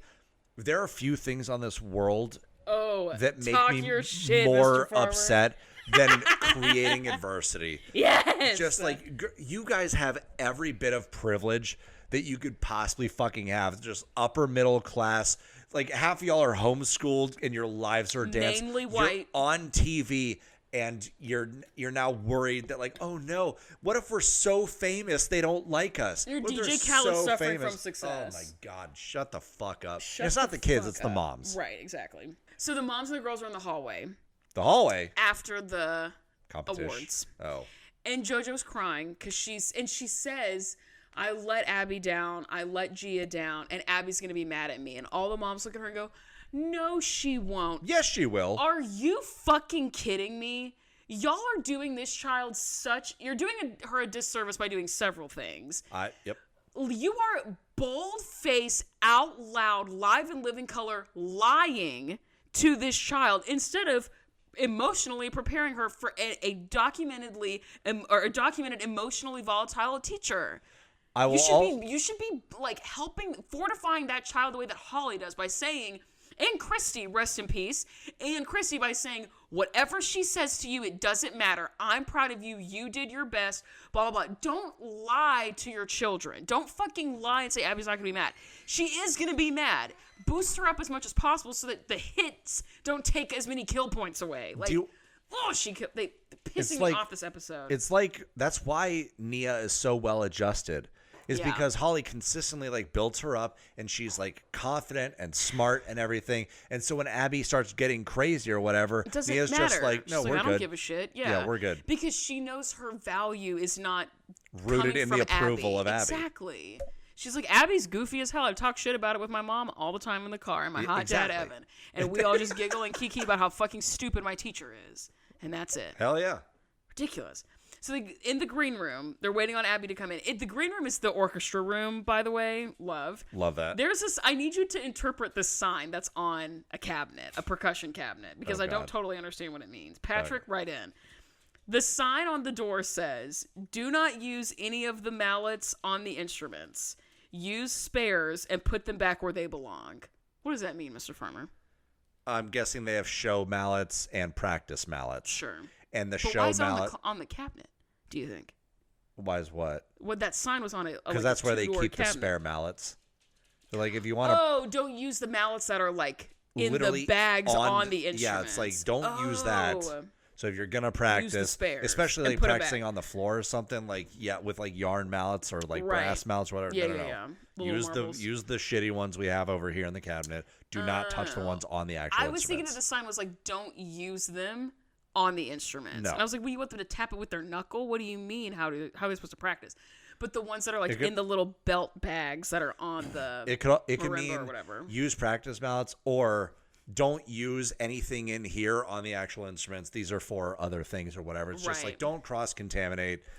I also love that the second sentence is use spares and put them back where they belong. Yeah. Because you have to tell the children the whole thing. If this is a middle school or high school, that needs to be posted for somewhere. Sure. It needs to be in writing. My dad played marimba in high school and he marched it. It's because your dad's a badass. My dad marched marimba. He marched it. Titans lost again. Classic. Duh.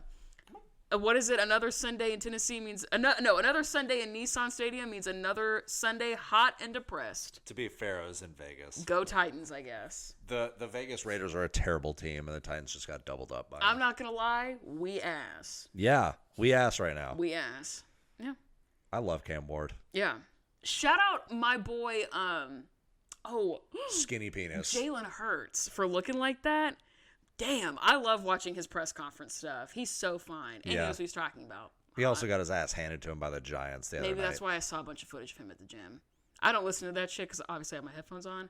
But I see him on the TV. I'm like, oh, Jalen Hurts. He's very so pretty. Hot. Yeah. Got to see more of my man Taylor Lewan. Don't talk to me about how he's a Republican. Wasn't going to say a word. Not important. He is a girl dad, so he gets points for that. I don't give a shit if a man is a girl dad. You should have empathy for women because you're a human being, not I'm because not saying, you sired one. Oh, of no, them. I just don't think he has empathy for women. But it is nice. He's a girl dad. How cute. It would be cute if he was a boy dad or a they-them dad. But being a girl dad is not, like, I don't give a shit about that, whatever. Because plenty of dudes have daughters and they fucking suck. That doesn't mean anything. Well, you know what I mean? That can't be true. That doesn't, yeah. Oh, it's like when men all of a sudden gain, like, sentience and they're like, wait, I think sexual assault is a problem. I have a daughter, and if somebody did that to her, blah, blah, blah. Fuck you. You should care about that shit regardless of whether or not you birthed a child with a woman. Like, correct.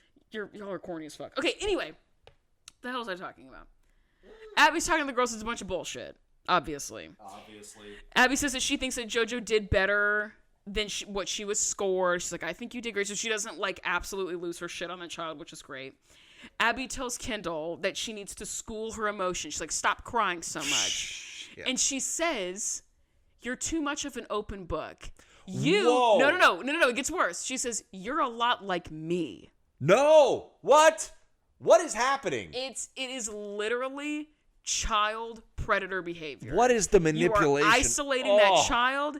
You are making them seem like they have something in common with you. You are pitting her against her mother. Like, it is such textbook child predatory behavior. It is crazy to me. Watch it on TV is crazy. Oh, that's so gross. It's insane. And she says, I've had many favorites throughout the years. No. And being my favorite comes with a lot of responsibility and a lot of pressure. Implying that she's the favorite, but not actually explicitly saying it because she knows she isn't. It's dangling this thing out in front of her like a fucking carrot on a string. It's so bad, bro. God. It's so Abby. bad. It's so ass. She didn't go to... How long did she go to prison for? Wasn't long enough. Not long enough because she's out. Not long enough. Abby mentions that she's going to go to the Grammys, which, I thought Maddie and her talking said that she wasn't going to take Abby. So, well, she might still be going. She's next still week, a famous person. Next week we're back in Pittsburgh, and we get a 2-timing no good moment of fuckery. Classic. We get Kathy. Damn it. And Aaron the baddie, both coming for Abby. Ooh. So, they're united against the forces of Abigail. Yeah, true. So, anyway, that's it. Some interesting stats. Is Abby short for Abigail, or is it short for Abomination? That was actually pretty funny. Thank you. That was pretty funny. Thank you. Some interesting stats. These songs on Spotify. Yeah. Kendall is technically a platinum award-winning artist. That's crazy. Her song on Spotify reached 4 million streams as of today. Damn. As of October 12th, 2025. Look at you, Kendall. 4 mil. Nia, not even half. Not even half a mil. Racist. What's really interesting, hold that thought, what's really interesting is that if you look up these music videos on YouTube, Kendall has 28 million views. Oh my God. On her video, and Nia has 16 million views. Okay. But it is incredibly important to note Kendall's music video is on the Lifetime Network official YouTube channel, and Nia's is not. Because it wasn't produced by Lifetime, it was produced by What's His Nuts from LA. So a channel that's relatively inactive, like Nia doesn't really post like that. That video is 16 mil on a private person's channel. That's really crazy. Kind of awesome. And Yeah. 28 mil from the Lifetime Network verified YouTube channel is crazy. That's really crazy. I mean, Whatever. 16 is still crazy. I mean, yeah, they're both That's like a lot. insane numbers, but. Yeah. And that's the end of the episode, bruh. Golly, man. Yeah. This episode really pissed me off. Yeah, There's this a was lot of infuriating. catty, mean girl, gaslighty bullshit behavior that I really did not fuck with even one bit. And Holly's just like literally just trying to survive it all. She's like, hey, can you all leave me alone, please? Can you like give me a fucking breath? Like, damn. Jesus, man. No, I was like, Holly, you're being. Oh, and Jill keeps talking. I didn't bring this up because it was pissing me off too bad. But Jill keeps saying that the fact that Nia was able to work with all these celebrity hair and makeup artists kept getting thrown in Holly's face. Or in Jill's face. That Holly was throwing it in their face. No, she fucking wasn't. You're jealous. Again. You're jealous. You feel threatened, but it's not a competition. Right. Shut up. Right. Piss me off. I really did not like this episode. I don't either. We've had a couple of like pretty boring episodes. Recently, this episode was not boring. The plot wasn't really there, but the drama was. Dude, this episode was a roller coaster, man. Holy cow. Yeah. Anyway, All right. what's your song of the week, King? Oh, shit, I opened the wrong thing. Where'd it go? No. Just got a notification that Jamar Chase scored a touchdown. That is good. Cool. My song is Lose Yourself to Dance by Daft Punk. I thought you were going to say Lose Yourself by Eminem. No, but That's that Mom's is Spaghetti. That is a bop. Yeah, Mom's Spaghetti indeed. Mm-hmm. Mom's Spaghetti indeed. Do you want to talk about your song? No, it's just a funky, fun song. One of these days, I'm going to get you to feel a feeling. I know it. No. One day, you'll feel something. Nope. You'll feel something about something. Feel D's nuts. No. One day, you're going to give a shit about music. I know it. I do give a shit about music. Liar. I put songs on a Bop's playlist, and I'm like, this is a bop. I like this song. Whatever. Come But on. you could have such a a deeper, more intimate relationship with music if you tried. Oh, it's deep and intimate. But you don't. Oh, Because you it's- think I'm stupid. Oh, it's deep. No. On this podcast, You're Eli pulling- Farmer says my interests are stupid. You're pulling a Jill right now. No. You're being jealous. No. You're jealous. You hear how crazy you sound? It's hard to talk to you when you get like this. Oh, what? Hungry? Yeah, I bet. It's hard to talk to you always. Want When you food. take a deep breath, it's hard for you to. It's hard to talk to you. Oh my god, I'm having a stroke. My song of the week is "When I Grow Up" by the Pussycat Dolls. That song is awesome. It's on my workout playlist, and it's yeah. just a great song. I've been bumping that shit a lot. No, talk more about your song, Amanda. Okay. You have to have a whole thesis written about your song for it to be considered legitimate. Okay. Nicole Scherzinger, who is the lead singer of the Pussycat Dolls, layered all of the vocals, so it's not really a band. It's Nicole Scherzinger and her backup dancers that were referred to as the Pussycat Dolls. It wasn't an actual girl group, which I think is interesting. Huh. That song, or that album also has a song with Missy Elliott on it, too. And that's really foundational to who I am as a person. And they used to play it when me and my mom would go to Jazzercise together when I was a child. Fuck yeah. That was awesome. Nicole Scherzinger was also a judge on an a cappella version of American Idol, which is where Pentatonics got famous, if you've heard of Scott Hoying and all that. I have heard of Pentatonics. They were on the sing-off, and it was, oh my god, I can hear the theme song in my head. And it was around the same time as Pitch Perfect came out. Yeah. So they're like, really doing an a cappella thing. And Nick Lachey, 98 Degrees, hello. He Hello. was the MC. He was the Nick Cannon, AGT style. And he would every 5 seconds talk about how there are no instruments. It is just the human voice. You say that all the time, so me and my family would joke about that. And Nicole Scherzinger would be like the Paula Abdul of like, you guys look like you're having fun. You got along really well. Also, Nicole Scherzinger, fun fact, played Grisabelle, the cat who gets, spoiler alert for the musical Cats, gets whisked away into infamy at the end. Gets whiskered and away. She sings Memory, which is a really famous song. People were pissed that she got cast in the movie version of Cats. Not the Taylor Swift movie version, but the one that was on TV. And she fucking crushed that shit anyway. Because she's a good singer. She just got, and it was also like, LOL, the Pussycat Dolls, LOL, she's a cat, LOL, LOL. But she got whiskered away. Mm-hmm. What else do you want to know about my music taste? Whiskered away. Do you want me to say anything else? No. I get it. It's just not funny. I want a burrito. Okay. Are we going to do an episode next week? Because you and I have shit going on next weekend. So no new episode next week is what I'm hearing. Right. Because we're going to be busy. Well, we won't get back until Monday afternoon. Yeah, no. Right. Yeah. So we'd have Tuesday night, and I hate recording and editing on Tuesdays. Yeah, that's a lot. Oh, it kills me. It kills my spirit. Also, crazy enough, Lebanon's final contest of champions is next weekend. In the Murph? Not the 7th or the 18th or whatever. It's the following weekend. So when you and I get back, we're gonna drive back here, and I'm going to Lebanon's rehearsal. Hell yeah! Because it's their final rehearsal. Where is COC? Is it still at MTSU? Yeah, it's at the Murph. In the Murph. Hell yeah. Send us an email. Send us an email. Send us an Write us email. a review. Blah blah blah blah blah blah blah. Refer blah, us blah, to blah, a blah, friend. Blah. Yeah, whatever. Write to me about the video game Expedition 33. I'm like 33 hours into it. It is literally a top 5 video game for me. Hell yeah, it's dude. Spectacular. Hell yeah. So good. That. Follow us on Instagram if you like it. Our Instagram is the Pyramid Pod at the Pyramid Pod. Our email is thepyramidpodcast@gmail.com. There we go. You can follow Eli on Instagram if you like it. His Instagram is at Eli_farmer_. Follow him for cake and dog pics. Hell you yeah. follow me. I'm at NotAmandaB_. You can follow me for Nasty Gal content. I haven't posted cake in a while. True. The Need to cake is change posted. that. The cake is posted. Don't worry. You're welcome. Good luck on your finals. Good night, Alyssa. Good night, Alyssa. Thank you so much for listening. Goodbye. Goodbye!